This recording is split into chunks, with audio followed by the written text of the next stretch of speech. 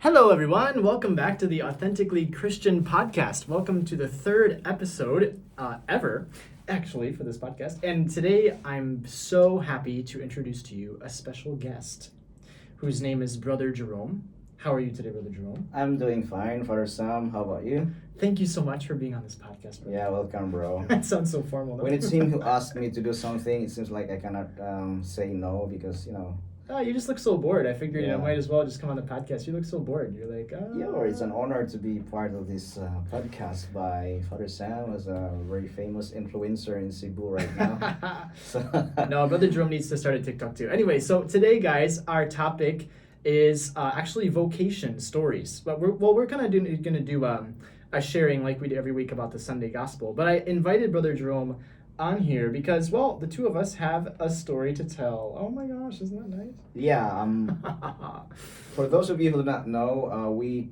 kind of entered the same year together, right, in religious life. Yeah, I think you were like a couple months ahead of me. Couple of months because of the ahead school you. year in the Philippines. Yeah. I did my novitiate here in the Philippines, and you did in the States. In the States, Yeah. yeah, that's right. But we spent a lot of years of our formation together, right, brother? We were. Yeah, we spent a lot of years in France when we In were France. together there as philosophers Bonjour. and then theologians. Bonjour, comment ça va? Est-ce que ça va, mon frère? Vous allez Yeah, bien? Ça va? learning French is not easy. Yeah. Not easy at all. No, but anyway, guys, we're so happy to have you on the podcast once again today. Thank you to all of you the couple of you who left some comments on Spotify. It's always nice to read. A shout out to especially my mom makes my podcast sound so famous now. Your mom is watching or she's Yeah, listening? my mom listens she's to the listening to your podcast. Yeah, she podcast, listens to the podcast. She commented last time. Oh, that's great. And then that's also great. Andresa's sister commented. Yeah, the one in Bohol. People right? from Catechism Night commented. Yeah, It's very fun. So, great. guys, That's share good. this podcast with your friends because this is an exciting new project that we're starting.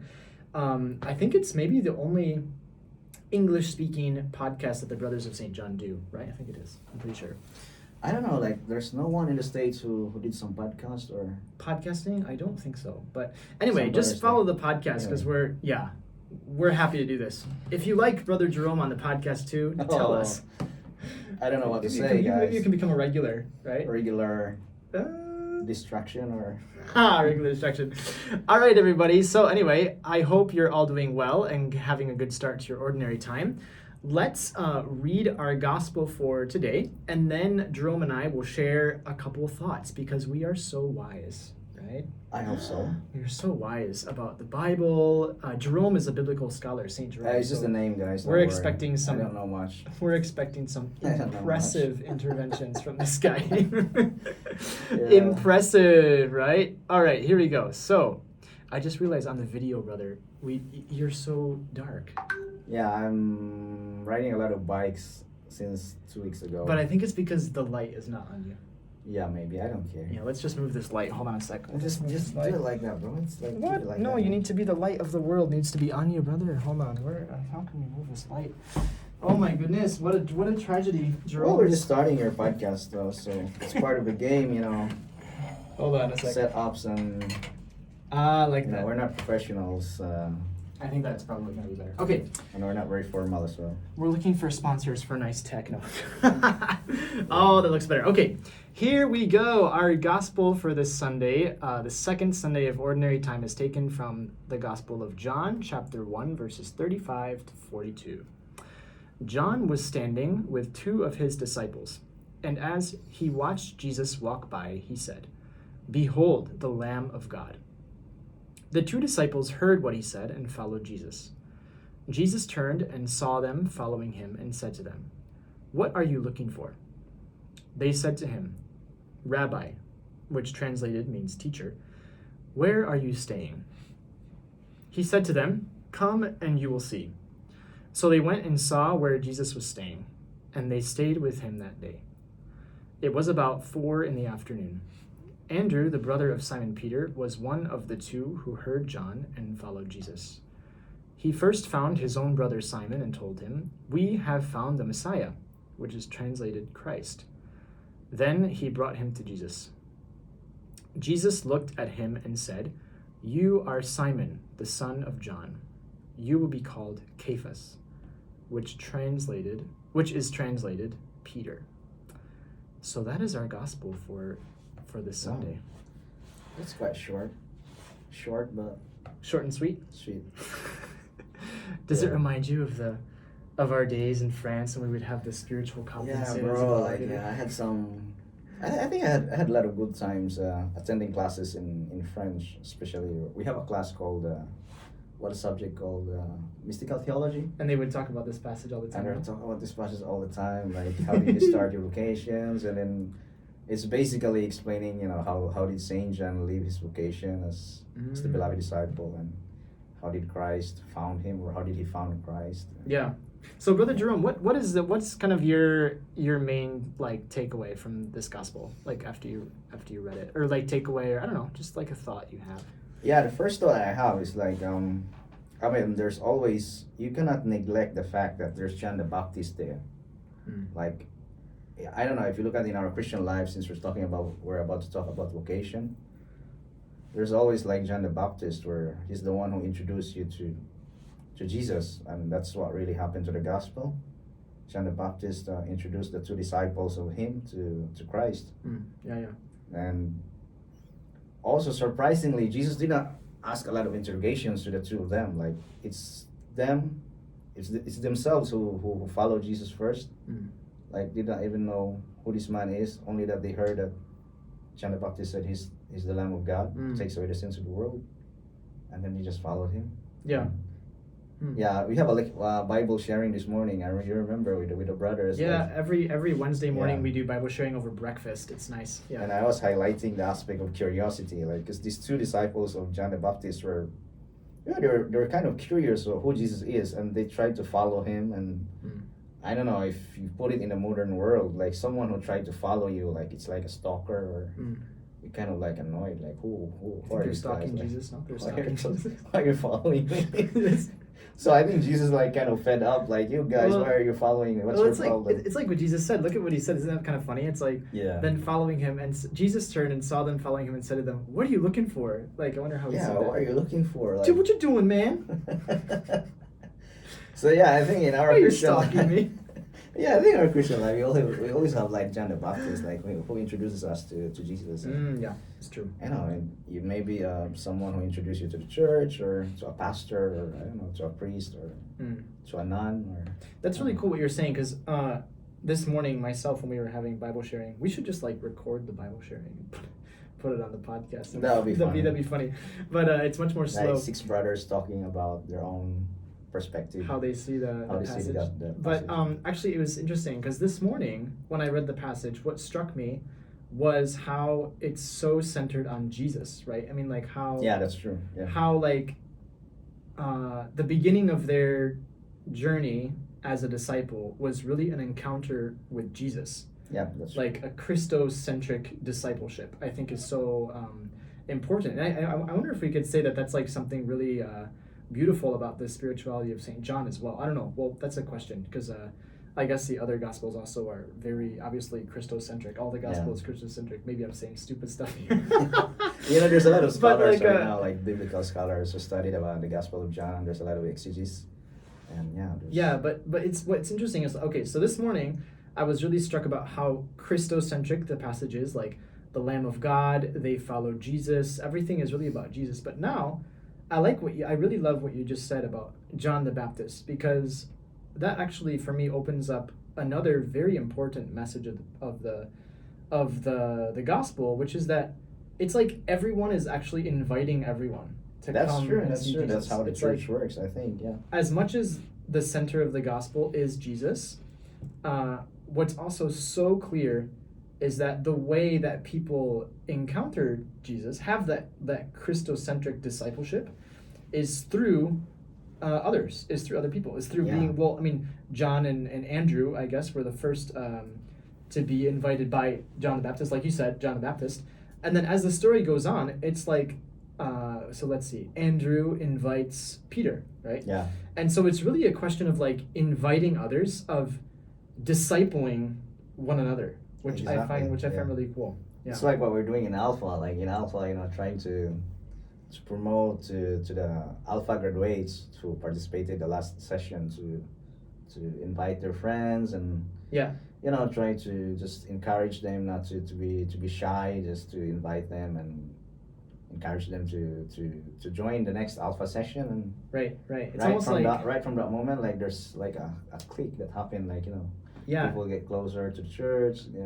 It's something we see really in Alpha. I mean, Alpha is a very important apostolate that we do here and in our priory. And I wonder, brother, if what we're getting at, what I love about our sharing is it's like when you meet Jesus. I mean, for me, like the thing about this gospel is it's like when you meet Jesus, that is completely inseparable from this desire to share your following Jesus with others. It's true. Like, how can you really say that you follow Jesus if you're not inviting others into that relationship? No, and I really like that. I think a lot of times when we, I mean, maybe to get to our thing about the vocation stories, like I think one thing that I'm almost kind of frustrated by sometimes, I'll be honest with you, about different vocation stories is it's like we can really have the impression that it's some like, and maybe it is for some people, no, like some crazy like mystical encounter with Christ, and like it was this magical like relationship that happened, with Jesus, and everything is so beautiful. Like, I don't know.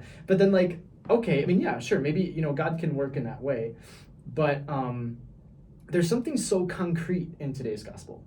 It's like we encounter Jesus through others. Exactly, also, and it is not just an encounter wherein like just say hi, hello, and it's good to know your name, good to know who you are. But they want to be with him. Like it's something like straight away you engage into something which an unknown territory about. Like you don't know this territory yet, and you just go there. Yeah, totally. I don't know if you can go farther by saying like these two people are like straight away they received the faith from God, I would say, because Jesus himself is God. But it's just kind of weird, like they just straight away jump in and just followed Christ, and from that moment I think they abandon everything and they become disciples, part of the team. And I bet a lot of the fact that they followed Christ, I mean that they followed Jesus, it was because they already had that strong relationship with John the Baptist. It's like, you know what I mean? Like, I think so. If they hadn't really trusted John the Baptist, who was, in a way, a disciple of Jesus, I mean, the cousin of Jesus, the prophet, if they hadn't had that strong relationship with John, would they have really trusted in his word? Like, I don't know, and how much, I find that just so cool, like how much we also, as disciples of Christ, there's so much of our work as disciples is to build relationships with people. I mean, so that they not just trust us, like blindly trust us as if it's like a manipulative relationship, but like that our witness is powerful enough to when we say my life is centered around Christ, like, hey, this is the Lamb of God, this is the one who can save you, then they actually believe. I mean, that they actually follow. Yeah. And I think it still can work in our generation. Like most of the time when you look at the youth, the younger generation nowadays, like they got easily being influenced by someone, like by an artist, by a singer, or I don't know, by a dancer, or anyone, a vlogger, or somewhere like we call influencer. The influencer, like Father Sam is an influencer. Yeah, so that's like, Sublano influencer. to the point that in that case, like most of them, they don't ask much of the question like how credible this person that I'm listening to, like how credible this person that I'm following to. Yeah. Or does he really care for me, or he doesn't even know me? I only know him by social media. So yeah, I think being a witness to Christ in this generation still works out, but in a different way, I would say. Yeah. That's interesting, bro. There was one of my big takeaways from this first year of working with Alpha actually was there was a speaker who is really like kind of a role model for me, actually. His name is Dan Blythe. If Dan Blythe happens to be listening to this podcast, thank you so much. I kind of doubt it though. But shout out to Dan Blythe. Anyway, he's the global director of Alpha Youth. And he said something which really struck me. He said, okay, we have influencers, and that's important, but what the youth need today is our role models. Yeah.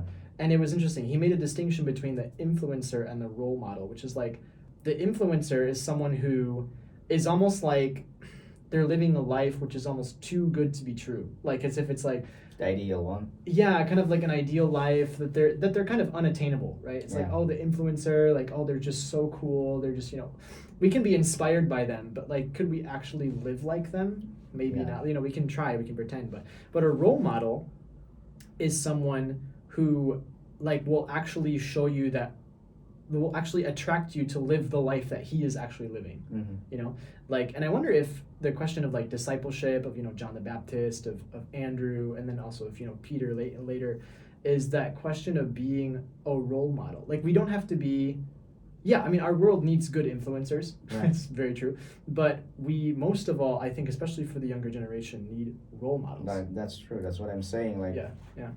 I mean, you don't have to be perfect in a way, like, so that you can be a certified influencer. Right. But I really like what you said. Verified. You're certified, or you got million subscribers or million followers in social media. Monetize, bring money. Yeah, that's part of the dream, maybe. But yeah, I think the important thing as a Christian and in today's world is like, you just be your, you know, not to be scared to confront to any ideologies. Like, I think that's the hardest part right now. Like, people are tending to be like relativist. Like, you just that's the way it is. That's the culture. So that's the woke community. So just never mind of it, or you don't care or anything. Yeah. Anyway, that's part of the system already. So you can do anything. Right. I always believe like there's always something you can do in a small way, like a small encounter with a single person that you can change one's life. It's not our mission to really like change the lives of everyone in this world. Like, it's too much. I think even God doesn't want us to do that. Going one at a time. Yeah, I mean, being that role model for that person in your life next to you. Exactly. Totally. You can take it one by one. Like, yeah. I don't know how many at the end of your life you influence, but I think that's the most realistic aspect that you're gonna. Yeah, well, I think it's cool too. I mean, another thing I feel like we're almost saying without saying it in this gospel passage also is how simple it is. I mean, like there was a brother this morning who said that. Shout out to the brother if he's listening. That this story is so, it's so simple and it's so human and it's so like, okay, you know, okay, maybe besides the opening phrase, like the Lamb of God, like what is the Lamb of God? But like, I mean, after that, it's like, okay, they follow Jesus. Jesus turned and followed them, saw them following him. They go and see where Jesus is. I mean, I'm sure they had like, you know, a nice conversation. They stayed with him. They basically made a friend. They made a friend that day. And it's so simple. I mean, like how I think sometimes when we think of like vocation stories, when we think of like following Jesus, we really like, make things so complicated, so complicated, and it's just. I mean, I really feel like, creatures, right? oh my gosh! I mean, I get it. Like, discern well, you know, like make that right choice. You know, go through your Ignatian retreat, read do some things books. thoroughly. But there's also, I find, like such a simplicity to our vocation as well. Like our friendship with Jesus is. It's like, well, I love Jesus, and I want to love Jesus by doing this with my life, and I mean. It's actually really, it is quite simple. I mean, it's like it's a human life. Yeah, there's a lot of youth who asked me when I was in France, like, how did you discover that you really have the call, like you really have the vocation? Did Jesus appear to you? Did he speak in your heart or in your imaginations or whatever? So I just say, like, I think it started with being like at peace. Like when I was in college, like I was not really kind of like discerning what I'm gonna do with my life. So yeah, go I your just your keep vocation changing. story, bro. Let's hear it. Let's hear it. Changing. I just keep changing courses in when I was in the university. 2006. Yeah, back then 2006. I'm getting old, bro. That's a long time ago. Long time ago. I was like 5. Yeah, 2006. Yeah, I just started my first degree in criminology. I remember.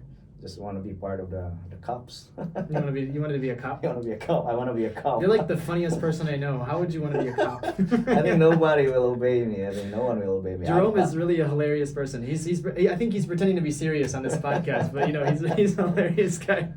So yeah, it didn't last longer. Like I did like 1 year of studies for criminology, and then the next year I shift to another degree, which is information technology, like basically programming and IT stuff. Computer. Okay. I don't understand anything. It's all about logic and. You're horrible with computers, huh? Yeah, I'm horrible with computers. So I just like to watch YouTube and documentaries. So that's all I know. That's all you can do. Programming, I don't know anything.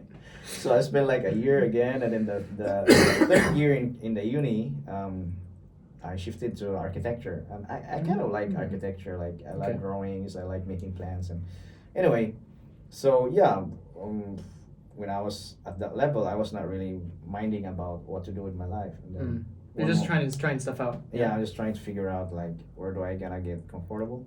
Mm-hmm. And then one day, just one of my auntie told me like there's a retreat with the Brother Saint John. It's not really a retreat. It's like a youth camp in the summer. Oh yeah, okay. So that's the time. It's from there. There's a clique, you know. Mm-hmm. I don't know. Probably each one has its own way, but Was there I some think good food there? Is that why? for me, yeah, that was the clique. Yeah, I'm baptizing this word clique now because The I clique. like snapping the snap. It's like the snap of God. Like Jerome, you belong here. Wow, amazing. Belong to the Brothers of Saint John. So And then it was history from there. I was a story from there, and then Wow. 2010 until now, and I'm brother, part of the team. But that's kind of cool. Like, if I can just say, like, I mean, for you, you're the first moment when you were like, well, maybe this is for me. If I understand, it was like during that youth camp, no? Yeah. And it's like, that's really cool too, because we see that in the gospel today. It's like, well, what is your experience of the church? You know, I was actually, for you, it was like experiencing that camp, like that group Yeah, of people. Yeah, which that's where you found Jesus in I a special found way. Jesus, Yeah. I would say, and I found also the joy, like the joy of being a believer and a Christian and a Catholic, part of the church. That's the joy that I find. Like you can be hanging out together with lots of people or youth at your age, without alcohol or without any substance, like Right, just just hang out. and at the same time you're happy, like authentic joy, eating together and just making jokes and or talking serious stuff. So Yeah, sweet. I think that was the first time, and then I said to myself, yeah, maybe I belong here. And then I prayed during adoration. First encounter with Eucharistic adoration was in 2010. Never been that way before. Really? Never been into church where I know like there's Eucharistic. I never heard of what Eucharistic adoration. So. Okay. Yeah, that's really cool. For me, that was a huge thing in my vocation story too. Maybe I'll tell my story. Should I tell my story? You can go. Are you guys ready for my story now? Dun, dun, dun. So thank you, Brother Jerome, for your story. Beautiful. I mean, of course, his story is much longer than that, because how long have you been a brother for? Like 10 years now, huh? Oh, 11 years? I entered in 2012, like yeah. Yeah, that's right. The same year as me. So Like 11 years. 11 years. Yeah, so we've been a brother for 11 years. So, of course, the vocation story, I mean, if we wanted to be real with this, what we would do is we would tell literally our vocation story up until today. I mean, because that's really like, the vocation, I think one of the big myths about vocation is that it's like a one deal, one time thing. It's like, oh, Yeah. I met Jesus, no, it's a vocation is lived every day. I mean, so, but thanks at least for telling us about that first, those first moments of your vocation. For me, actually, I lived kind of something pretty similar, I guess, with the brothers, in the sense that You were too young when you entered, bro. I was super young, man. I was a baby. I don't know what I was doing. I don't know what I was doing. Until now, you're still young. Don't I'm worry. still young. I'm still young and beautiful, right? It's No, me I- who get older here, No, Father Can you Stephen. believe it? I just turned 30. You're 30 now, bro. I'm getting You're old. about to- I'm getting old. So anyway, what I did is, so my family knew the brothers for a long time, and we went there almost, I think if I remember correctly, it was almost every year for like the Holy Week thing. Wow. Yeah, it was really sweet. So I kind of That's have alright. lots of memories of like the liturgy of the brothers kind of being Did like you do really- like altar servers before? or? with the brothers, no. When in my parish, yeah. Oh, Yes, yeah. I did. Yeah. I think maybe I served once or twice at the brothers, but they were very far. Like it was like a 5-hour drive Yeah, from yeah, where yeah. we were. So, but I would say how my vocation story went was I joined first of all these summer camps with the brothers called the Eagle Eye Institute, and I would do that. Or the Eagle Eye summer camps. I forget what it's called. I think it's Eagle Eye Institute. Yeah, it's the project of the brother in the States, I remember. Yeah, so I would join that during the summer. I went one time for a week, and it was really a life-changing experience, to meet. Especially, actually, for me, what was memorable about that was because of the friends I made. Like, it was the same thing, like that experience of a Catholic community where I was like, felt that I wasn't alone. And I mean, people who were also like cool people, Yeah, I kind of feel people that yeah. like I wanted to be like Yeah, those I can people. relate, yeah. I mean, for sure. I had lots of friends before, and don't get me wrong, I loved my friends before, and they're still super good friends of mine. But I guess just like being in such a big group of people like that was very powerful for me. And so after that, after those experiences, I decided to do the School of Life, which I think you did too, actually. Yeah, I did School of Life You did here School of Life. back in 2010. And I did the School of Life, and when I entered that, I really didn't. So the School of Life is like a 9-month program with the brothers. It can be for discernment. It can also be just for a gap year. Help them with their here we kind of apostolates. we're doing missions, like we're having some apostolates with the Right. brothers and the sisters also. Mhm. So it's basically like mission, and at the same time trying to discern what you're gonna do with your life. Yeah. after. Unfortunately, the program doesn't exist anymore. But back in the day when we were little youngins, Yeah, it too existed. bad. Yeah. Like now there's no longer School of Life. So Yeah, no longer School of Life. But anyway, I did it. And for me, the main to make a long story short, kind of what happened is I basically learned how to pray.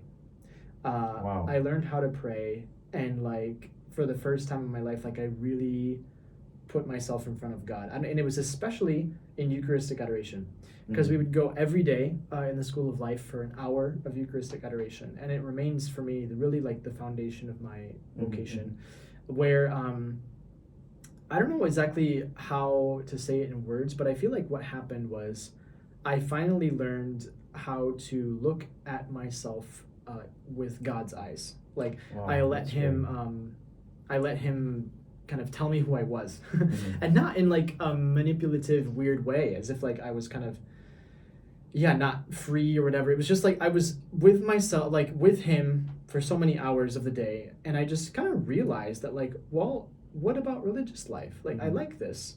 Not So- just so- praying, so but I you're like like- this community. Yeah. Yeah.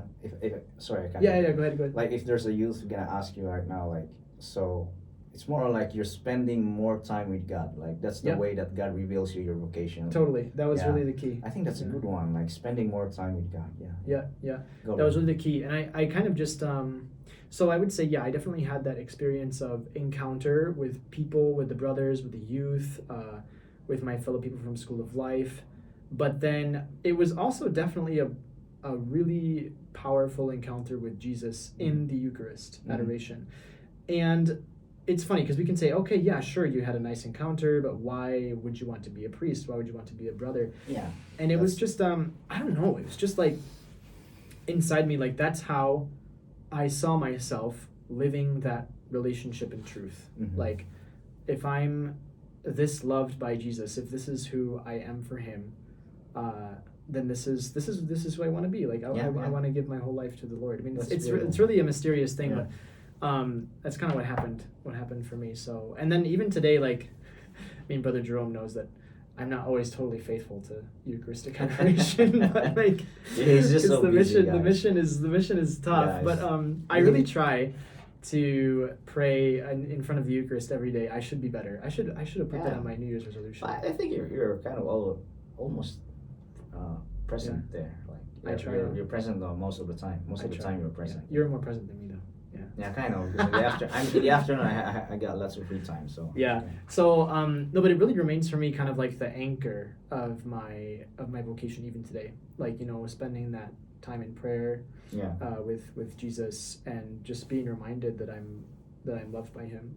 So yeah, but I definitely entered very young, and there were definitely lots of stages too along the way. Like it's not, like I said, it's not just a one-time thing. Yeah. There were of course many times of doubt, many times of And it can be tested. I would say like our vocation can be tested in a way like I think God allows that to happen in a way that we can be more like solid, or like you're getting stronger in your engagement, because I call this engagement because we're engaged to the church for the rest of our life. And yeah, for me the biggest, if you're gonna ask me something like what are the biggest trials that you experience in your vocation, I think the biggest one, maybe in the future it will arrive, but for the moment, like after being part of the brothers for 11 years, I think the biggest one is like going to France, like leaving your country. It's exactly like, I don't know what happened to Abraham. Like if you read in the Bible, like in the Genesis, like God said to Abraham, leave your country and go to a country where I prepared for you something.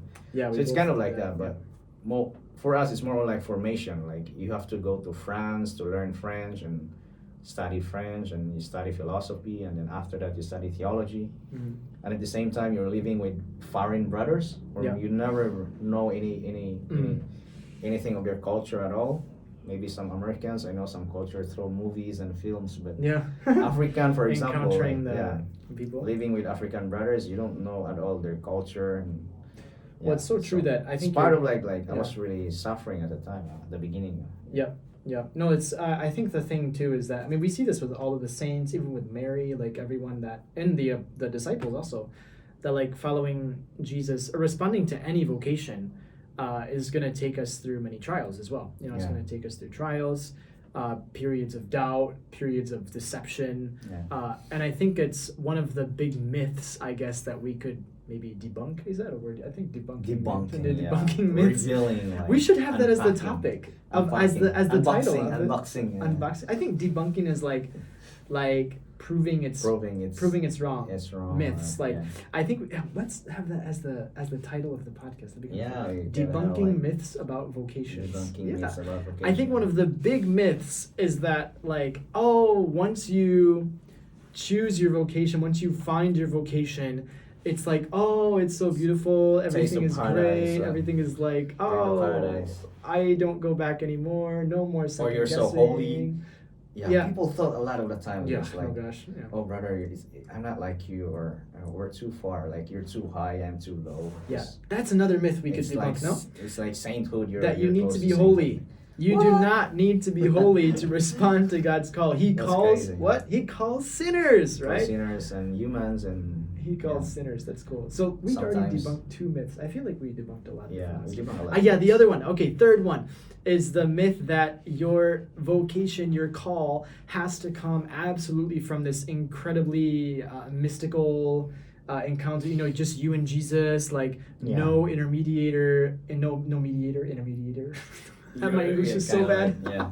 Like no, John the Baptists are normal. Like Yeah. and There's so always someone in your life that always invites you to, I don't know, read the Bible or go Yeah. to church or attend a conference. Like, So I wonder, this Yeah. is cool, bro. I feel like I'm learning a lot from this reflection. I feel like one very important thing to do if you are discerning a vocation is, okay, pray, right? Like I said when I was sharing about my vocation, pray, but also surround yourself with good people. No, I Yeah. mean, surround yourself with people who you can consider to be trustworthy because, I mean, that's going to help you decide, because when they speak, when they help you become yourself, when they accompany you and guide you, even if it's a good friend, like you're gonna feel more free. You're gonna feel Yeah. more yourself. You're gonna trust them. Yeah. So yeah, I think you mentioned the word trust. I think that plays a big part in this vocation stuff, because Yeah. like when you heard someone whom you really can trust because you've seen the authenticity of their life, yeah, totally. the authentic Christian. Wow, what a great way to end this podcast. Yeah. The authentic way, the way they live their life as Christians, like you can really say that I'm gonna believe in this person. I think he's leading me, he's helping me to be in the right way, to be in the right track, and Yeah.